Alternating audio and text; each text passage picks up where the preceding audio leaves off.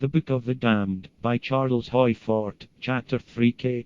Journal of the Royal Meteorological Society, Volume 30, page 56. That, up to the 27th of February, this fall had continued in Belgium, Holland, Germany and Austria, that in some instances it was not sand, or that almost all the matter was organic.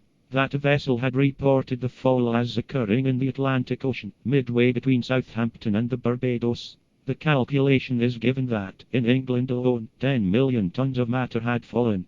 It had fallen in Switzerland, Simmons, Meteorological Magazine, March, 1903. It had fallen in Russia, Bulletin de la Commission Géologique, Volume 22, page 48. Not only had a vast quantity of matter fallen several months before in Australia, but it was at this time falling in Australia. Victorian Naturalist, June, 1903. Enormously. Red mud, 50 tons per square mile. The Wessex explanation. Or that every explanation is a Wessex explanation.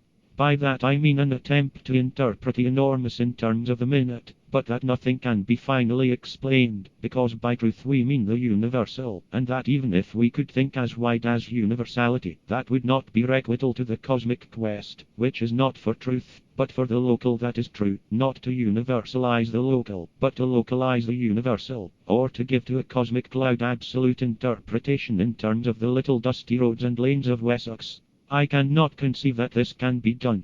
I think of high approximation. Our intermediatist concept is that, because of the continuity of all things, which are not separate, positive, or real things, all pseudo things partake of the underlying, or are only different expressions, degrees, or aspects of the underlying. So then that a sample from somewhere in anything must correspond with a sample from somewhere in anything else. That, by due care in selection, and disregard for everything else, or the scientific and theological method, the substance that fell, February, 1903, could be identified with anything, or with some part or aspect of anything that could be conceived of. With sand from the Sahara, sand from a barrel of sugar, or dust of your great-great-grandfather. Different samples are described and listed in the Journal of the Royal Meteorological Society, Volume 30, page 57, or we'll see whether my notion that a chemist could have identified some one of these samples as from anywhere conceivable is extreme or not. Similar to brick dust in one place, before light brown, in another place, chocolate-colored and silky to the touch and slightly iridescent, grey, red rust color, reddish raindrops and grey sand, dirty grey, quite red, yellow-brown, with a tinge of pink, deep yellow clay color.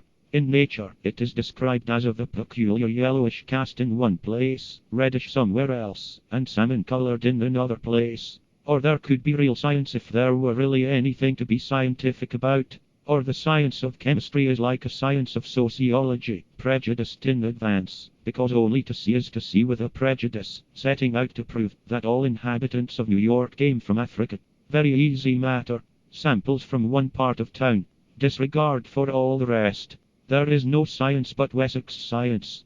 According to our acceptance, there should be no other, but that approximation should be higher.